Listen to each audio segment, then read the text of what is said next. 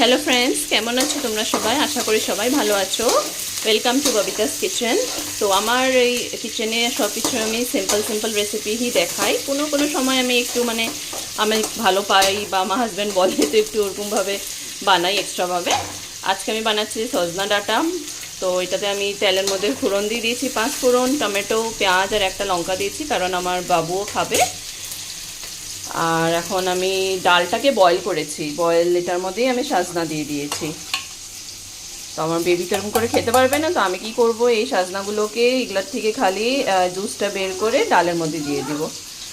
তো এখন আমি ডালটাকে এইটার মধ্যে ঢেলে দেবো। কিছু দেবো না, খালি হলদি আর নমক দিয়ে করছি, কারণ আমার বেবিও খাবে, এর জন্য। এই দেখো চিল্লাচ্ছে কি একটু। তো বাস এটাকে এখন আমি একটু সময় ফ্রাই হতে দেবো। একটু গাঢ়া গাঢ়া আছে, আমি মসুর ডাল দিয়ে করেছি, মুগ ডাল বা অরহর ডাল কিছু দিইনি। তো এটার মধ্যে একটুখানি জল দিয়ে দেব, বাস সিম্পলি বানাচ্ছি।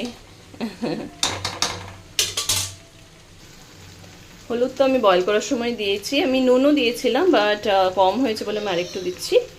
বাস আর কিছু দেবো না, সিম্পলি ভালো লাগে অ্যাকচুয়ালি। এত গরম পড়েছে দিল্লিতে, তো মনে হয় একটু সিম্পলই খাই। এমনি তো আমরা ডাল এসে ভালো পাই না, খালি ফোড়ন দিয়েই করি, ফোড়ন তো টমাটোর পেঁয়াজ দিয়ে।